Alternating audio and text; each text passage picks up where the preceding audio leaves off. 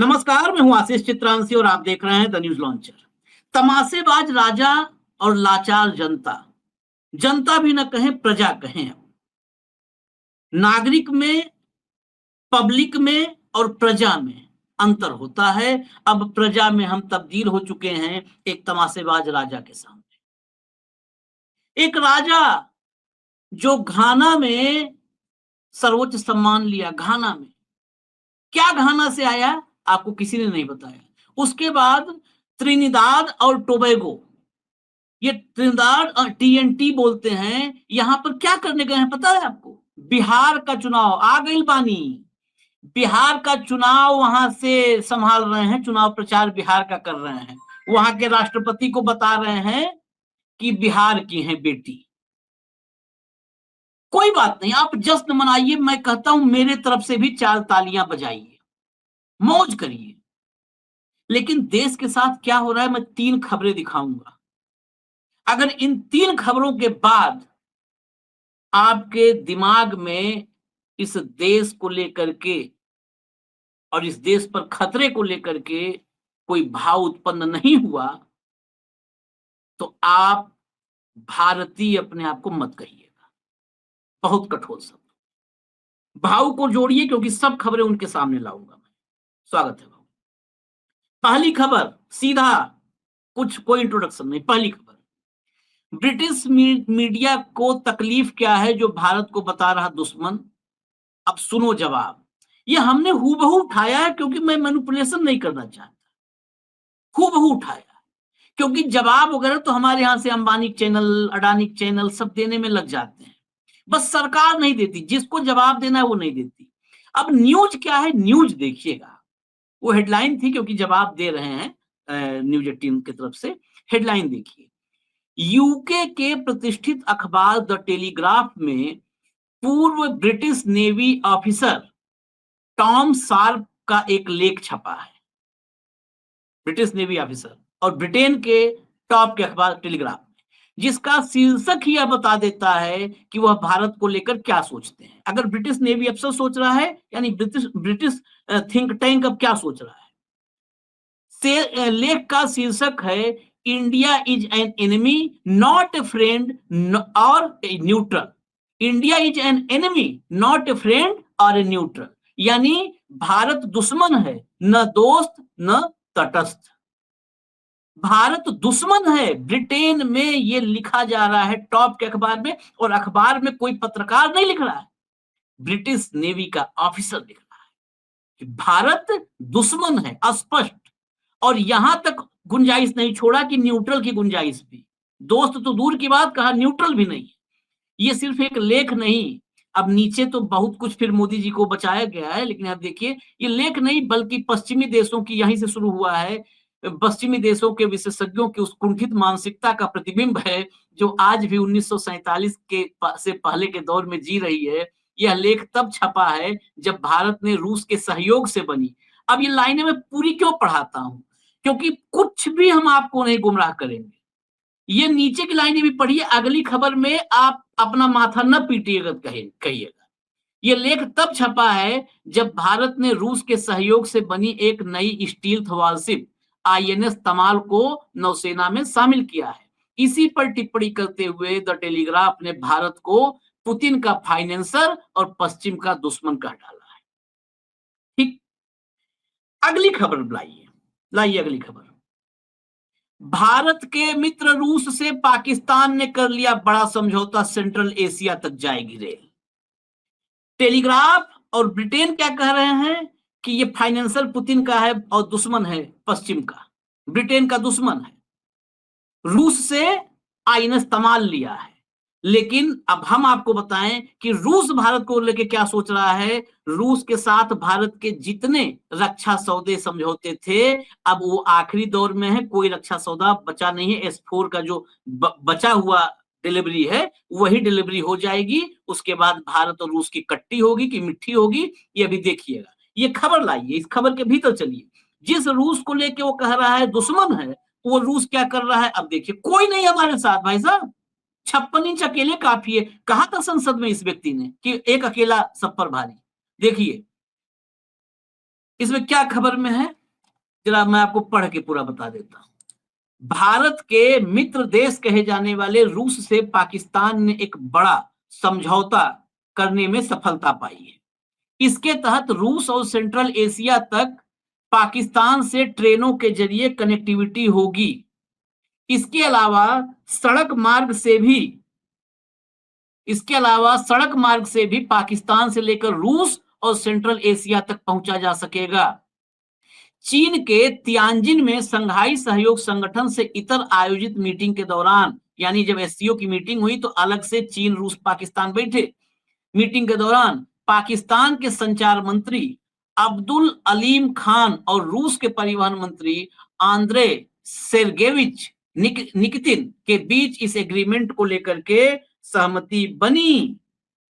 और सहमति बनी इतने पे नहीं, दोनों नेताओं ने कहा कि इससे रूस और पाकिस्तान के बीच आर्थिक व्यापारिक सहयोग बढ़ेगा। अब इस एग्रीमेंट को बाकी भारतीय मीडिया के रूप में हम इसको कह दे कि नहीं उस सड़क में गड्ढा हो जाएगा, गड्ढा मुक्ति गड्ढा के लिए केशव प्रसाद मौर्य जैसा यूपी टाइप अभियान चलाना पड़ेगा। अपने आप को खुश करने के लिए, इस देश को भक्तों को खुश करने के लिए हम कुछ भी बोल दें।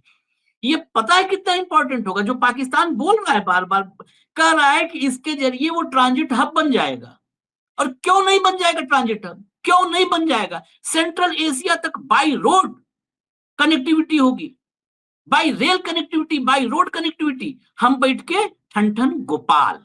घाना का सर्वोच्च सम्मान मिला है, ताली बजाइए सब देश में ताली बजाओ। 145 करोड़, नाना पाटेकर के फिल्म याद आ गई, तालियां बजाओ तुम। अगली खबर लाइए, अब भी यहीं पे नहीं है, अगली खबर लाइए। ट्रंप ने मान ली पाकिस्तान की ये बात तो भारत के लिए हो जाएगी मुसीबत। जाने क्या है पाक एयरफोर्स चीफ की ख्वाहिश। आप इस खबर को ले आइए। दरअसल पाकिस्तान के एयर चीफ मार्शल, जो नाम है जहीर अहमद बब्बर, ये जहीर अहमद बब्बर पाकिस्तान का एयर चीफ मार्शल, ये पेंटागन गया हुआ है व्यक्ति। और वहां पर यूएस एयरफोर्स के जो सेक्रेटरी हैं, वहां पर सेक्रेटरी होते हैं मंत्रियों इंटरनल अफेयर्स के, केली सेबोल्ट, और chief of staff general David W Allvin, मतलब टॉप बिल्कुल, उनसे मुलाकात किया है। और उस मुलाकात में पाकिस्तान और अमेरिका के बीच सैन्य सहयोग, ज्वाइंट ट्रेनिंग और टेक्नोलॉजी एक्सचेंज पर चर्चा हुई। लेकिन इसमें एक मेन मकसद ये जो आपके सामने है, देखिए, जब F-16, मैं आपको बता दूं, F-16 जब दिया था पाकिस्तान को अमेरिका ने, तो एक उसमें एक टर्म एंड कंडीशन थी कि उसका इस्तेमाल भारत के खिलाफ नहीं कर सकता। इसीलिए चीन के J-10 का इस्तेमाल किया भी ऑपरेशन सिंदूर के दौरान। तो F-16 का नहीं कर सकता इस्तेमाल, ये एग्रीमेंट में है। चोरी चुप के कर लिया हो तो उसको चोर तो ही है वो। पिछले कई सालों से अमेरिका ने पाकिस्तान को भारत के खिलाफ F-16 फाइटर जेट उड़ाने पर रोक लगा रखी है। ऑपरेशन सिंदूर के दौरान भी पाकिस्तानी वायुसेना ने भारत के खिलाफ चीन से लिए J-10 और चीन की मदद से तैयार J-17 फाइटर का इस्तेमाल किया था। साथ ही पाकिस्तानी एयरबेस पर हुए भारत के हमले में अमेरिका से लिए गए F-16 लड़ाकू विमानों को नुकसान भी पहुंचा था। ऐसे में पाकिस्तान इस जुगत में जुटा है कि किसी तरह F-16 पर लगा बैन हटा दिया जाए। ऐसा इसलिए क्योंकि पाकिस्तान को भारत से हमले का डर सता रहा है। अब बाकी इसके आगे जब पढ़ेंगे तो बाकी काम जो है ना, खबरें तो आ गई, हम खबर खाली निकालते हैं, उसके बाद वाला काम तो बाकी मीडिया कर रही है। 3 खबरें। हमारे प्रधानमंत्री पुरस्कार बटोर रहे हैं, त्रिनिदाद एंड टोबैगो, घाना, आइल बानी। जरा एक झलकी देखिएगा भाव। इस देश में ये 3 खबरें पढ़ने के बाद कोई भी हो, किसी देश में दिन भर कितना भी ट्रंप बदमिजाज हो, पागल हो, दिन भर मीटिंग करता रहता है। ये देखिए हमारे प्रधानमंत्री, देखिए तमाशेबाज राजा, मस्त प्रजा, देखिए ताली बजाए तो भाई पूरा रोक देते हो आप लोग, विजुअल एकदम मत रोको मोदी जी का। ये देखिए पूरा वहां पर सब पूरा रामायण महाभारत सबके दर्शन हो रहे हैं बकायदे। यहाँ से गए थे तो गंगा जल लेके गए हैं, और जो है जो राम मंदिर है उसकी प्रतिकृति लेके गए हैं, और गंगा जल लेके गए हैं। सीधा डायरेक्ट TNT को सीधा स्वर्ग मोक्ष की प्राप्ति, गंगा जल छिड़क दिया उस धरती पे जाके। देखिए, ये देखिए, इन देशों को हम ये नहीं कह रहे विदेश, हमारे देश के सब नेता विदेश यात्राएं करते रहे। ये छांट-छांट के सर्वोच्च सम्मान 24 हो गए थे कल, आज 25 हो गए, कल 26 हो जाएँगे। और दुनिया की ताकतें, ये घाना, टीएनटी, ये छींक नहीं पाएँगी दुनिया की ताकतें जब जो ताकतों से संघर्ष होगा। इनकी औकात, लोग फिर वही बात कहेंगे कि भाई ये आदमी वैसा बोलता है। ये क्या है इनकी औकात? ये कहाँ खड़े होते हैं वर्ल्ड ऑर्डर में? हम रूस, ब्रिटेन और अमेरिका 3 खबरें दिखाया हूँ भाऊ। बस, अब बहुत लंबा आज इंट्रो हो गया क्योंकि ये खबरें देखने के बाद मुझे तो नहीं बर्दाश्त हो रहा है, क्योंकि मैं फर्जी वाला राष्ट्रवादी नहीं हूँ। सबसे बड़ी खबर जो है आशीष इन सभी में, वो है रूस और पाकिस्तान का गठजोड़। एग्जैक्टली। आपको मैं थोड़ा यूक्रेन और रशिया के यदि युद्ध में लेके जाऊं, तो रशिया के साथ प्रॉब्लम यह है कि रशिया के पास जितने भी सी पोर्ट है वो ऑल वेदर पोर्ट नहीं है। ठंड में बर्फ जम जाती है, वो पोर्ट किसी काम के नहीं रहते। उनके पास यूक्रेन के पास वाला ही पोर्ट है जो ऑल वेदर है और वहीं से माल ढुलाई होती है, इसीलिए उस कब्जा कर लिया उन्होंने उस पोर्ट पे। झगड़े वहां से शुरू हो गए थे। अब जब रशिया से सीधा पाकिस्तान तक रेल या रोड जाता है, तो पाकिस्तान के ऑल वेदर पोर्ट से सीधा यूरोप माल जा सकता है या बाय रोड भी यूरोप जा सकता है। ग्वादर है ही है उसका, हाँ, बाय रोड भी यूरोप जा सकता है, और या यूरोप के मुआने तक। यदि यहां पे, क्योंकि ये जो पोर्ट है ये शायद वो ऐसे रेड सी या ब्लैक सी है, मैं अभी कंफर्म नहीं कर पा रहा हूं, तो उसमें से बहुत सकड़ी लाइन है, तो ये एक रास्ता खुलता है। दूसरी बात, मुझे ये देखना है कि सैंक्शनिंग रशिया एक्ट 2025 का इंपैक्ट क्या पाकिस्तान पे होगा क्या। पाकिस्तान यदि ये डील कर रहा है रशिया के साथ, तो क्या ये अमेरिका से परमिशन लेके कर रहा है? सवाल ये। मैं बार बार कह रहा हूं, अमेरिका में जब तक ट्रंप साहब बैठे हैं तब तक पाकिस्तान की हर डिमांड को पूरी की जाएगी, क्योंकि पाकिस्तान ने ट्रंप परिवार की इतनी बड़ी डिमांड को पूरी किया कि जो दुनिया का कोई देश उसको हाथ नहीं लगाना चाहता। तो वो व्यक्तिगत स्वार्थ है। इसमें चाइना बीच में, ये जो हमारा ऑपरेशन सिंदूर हुआ, ये भारत और पाक सामने थे। हम तो अपनी लड़ाई लड़ रहे थे। चाइना टेस्टिंग ग्राउंड था उसके सारे मिसाइल के लिए, एयरपोर्ट के लिए, एरोप्लेन के लिए, उसके सारे जो इतने दिनों से चाइना ने माल बना के रखा था। और चीन की खासियत यह है कि चीन एक्सपोर्ट नहीं करता अपना आर्म्स, तो इसलिए पता ही नहीं पड़ता चीन ने क्या डेवलप करके रखा है। चीन और रशिया की कई चीजें ऐसी ईरान ने यूज की। पाकिस्तान पूर्ण रूप से टर्की के ड्रोन और बाकी सारी प्लेन से लेके मिसाइल तक चाइना का यूज कर रहे थे। तो चाइना रशिया इस नेक्सस के साथ यदि पाकिस्तान जुड़ता है, और वो पाकिस्तान अमेरिका का भी सगा बना हुआ है, जी हाँ, रशिया और अमेरिका दोनों प्यार करते हो, तो मुझे ये समझ में नहीं आता कि भारत की विदेश नीति फिर क्या करेगी। मैं मानता हूं कोई देश बहुत छोटे होते हैं, लेकिन उस देश की भी अपनी अहमियत है। त्रिनिदाद में बहुत सारे भारतीय हैं, मतलब वो भारतीय ही है बेसिकली 40%, 40%।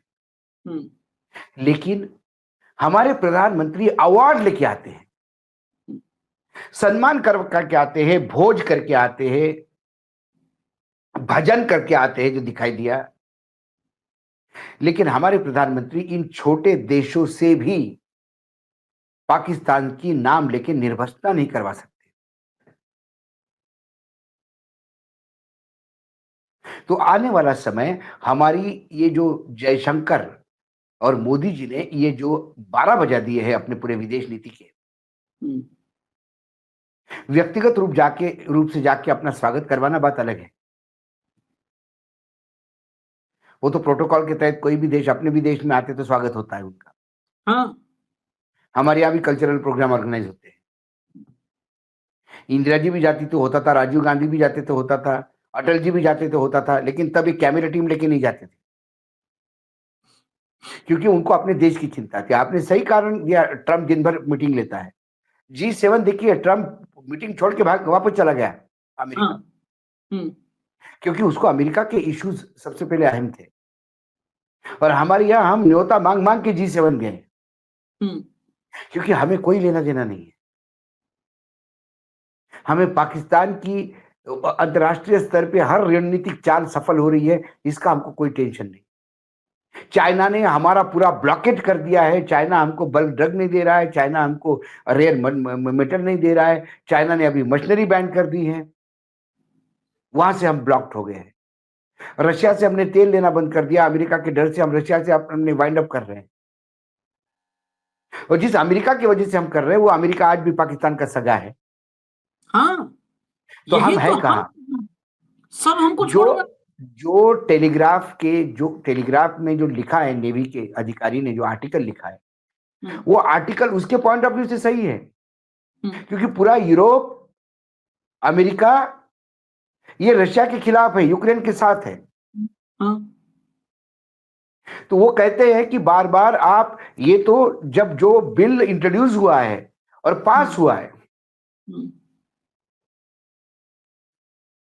उस बिल में 500% ड्यूटी लगेगी भारत पे। हम्म। और उस बिल में खासकर भारत और चीन का उल्लेख है हाँ, नाम लेके कि ये बोल रहा। दो देश, ये देश ही पुतिन को जिंदा रखे हुए हैं। हम्म। तो यूके ने भी यही कहा, यूके के नेवी ऑफिसर ने भी यही कहा, ये पुतिन के फाइनेंसर है, उससे माल खरीदते हैं, उसको पैसा देते हैं। वो उनका पॉइंट ऑफ व्यू से सही है, लेकिन क्या हम यूके को कभी आंख दिखा पाए? हमारे यहाँ के भगोड़े वहां पार्टियां मनाते हैं, हम्म। हम्म। डांस करते हैं, हम्म। या यूके अभी भी उसी मानसिकता में है? और यदि यूनाइटेड किंगडम उस मानसिकता में है, तो उसको उस मानसिकता को ले जाने के लिए हमारे भारत की विदेश नीति की विफलता है। ये भारत के बारे में ऐसा सोचते हैं। अरे, वो सोचते रहे रूस तो हमारा दोस्त होता, रूस भी छोड़ दिया, ये सबसे बड़ी विडंबना। वो हमको क्यों कुछ नहीं छोड़ देगा? हैं? रूस क्यों नहीं छोड़? जब हम अमेरिका को आंखें दिखाते थे तो रूस अपने साथ था। हाँ। जब 70-71 के वॉर में जब अमेरिका को हमने आंखें दिखाई, अमेरिका ने 7th फ्लीट भेज के हमको धमकी दी, रूस साथ में था पूरे युद्ध में। और रूस की पनडुब्बियां जब समुद्र में उतरी, तो 7th फ्लीट जो था वो वही धरा रह गया। आप पहले रूस को वो जगह तो दो कि वो तुम्हारा साथ बने। अमेरिका के कहने पे आप रूस से माल लेना बंद करते हो और फिर बोलते हो कि रूस साथ दे। अमेरिका डॉलर के बगैर ट्रेड करो तो आंखें दिखाता है। रूस इंडियन करेंसी में भी ट्रेड करने को तैयार है, लेकिन आपको रूस नहीं चाहिए, क्योंकि नई विदेश नीति। या तो फिर सुब्रमण्यम स्वामी जो कहता है उसमें कुछ तथ्य है, कोई तो फाइल है, कुछ तो डॉक्यूमेंट है जिससे ब्लैकमेल हो रहा है प्रधानमंत्री जी।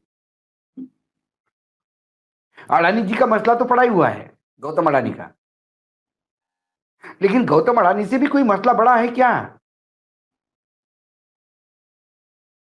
और क्या एक व्यक्ति के व्यक्तिगत ब्लैकमेल होने से क्या पूरा देश को आप एक ऐसे मोड़ पे लेके जा रहे हैं नो पॉइंट ऑफ रिटर्न होगा?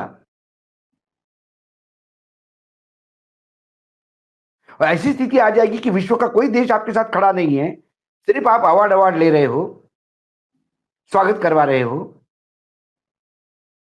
क्यों प्रधानमंत्री अभी इस दौरे पे किसी भी देश से ये नहीं कहलवा पाए कि पाकिस्तान आतंकी देश है? आतंक की निर्वचना करवाते हैं, वो तो पहले दिन से कर रहे हैं, वो क्या नया दिया लगा रहे हो आप? लेकिन कोई देश पाकिस्तान का नाम लेने को तैयार नहीं। इसके पहले भारत के साथ सारे लोग खड़े होते थे।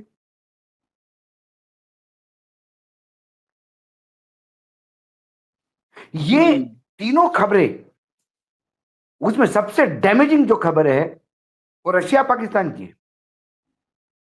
और रशिया और पाकिस्तान का एग्रीमेंट होता है रोड और रेलवे लाइन के लिए, लेकिन फिर पाकिस्तान दुश्मन नहीं दिखता अमेरिका यूके को।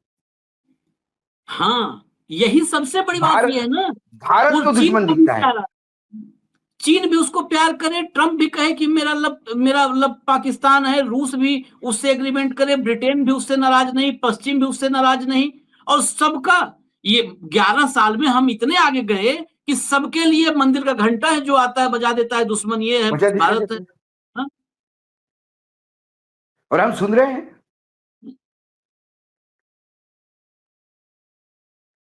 जवाब कोई नहीं है, सही बात है, सुन रहे हैं, जवाब कोई नहीं है।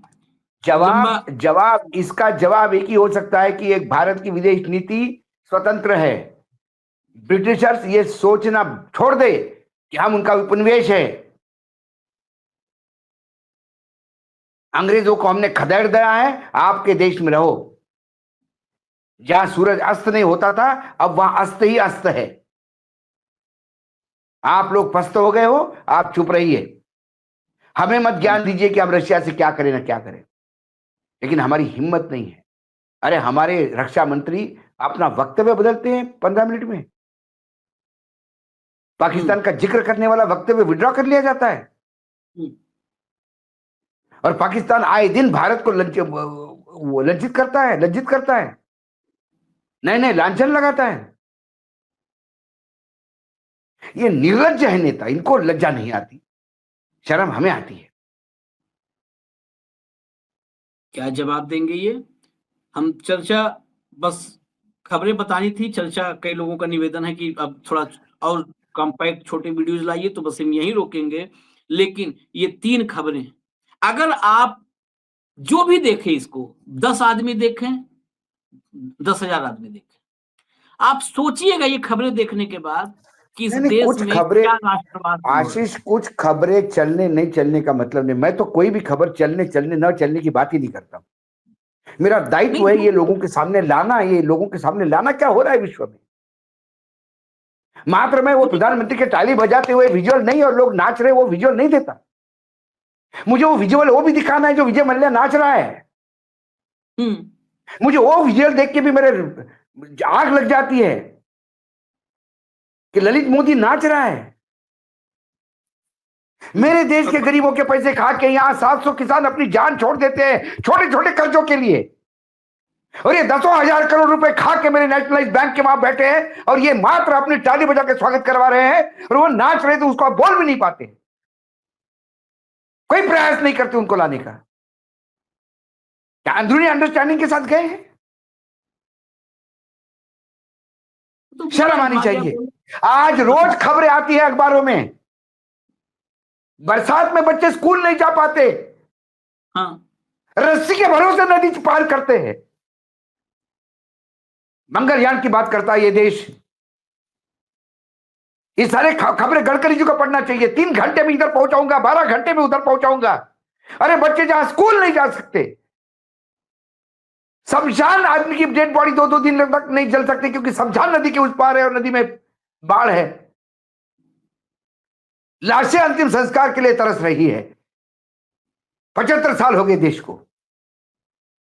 आग लगती है। हमको लूटने वाले हमको ज्ञान देंगे कि हम किसके साथ करें, लेकिन क्या करें जब नेतृत्व नपुंसक हो तो हर तीसरा उंगली उठाता है। उन लुटेरों से माफी मांगने वाले जब राज कर रहे होंगे तो क्या करेंगे? बस उन लुटेरों से माफी मांगने वाले, उनके लिए खबरी का काम करने वालों के, और उस आइडियोलॉजी शासन है, बस इतना। इसीलिए कोई लंबा डिस्कशन करना हमको भी नहीं। बोल बोल के हमारा भी माथा भनकता है, बोल बोल के दिल प्रेशर बीपी बढ़ता है। हम भी इंसान हैं, लेकिन फिर किसको बताएं? आपको नहीं बताए तो किसको बताएं? किसी को तो बताना होगा कहां चल रहा है मामला। अखबार पढ़ने से डर लगता है, जो अखबार गोदी नहीं है। पामेरियन अखबार की बात नहीं करता मैं। आज भी इस देश के रीजनल पेपर्स हैं, क्षेत्रीय अखबार है जो खबरें देते हैं। मंदिर के कॉरिडोर बनाते हैं हम, शर्म आनी चाहिए। 500 साल बाद में राम को लाया, कहते हैं त्रिदाद में। अरे राम तो हमेशा ही अयोध्या में थे।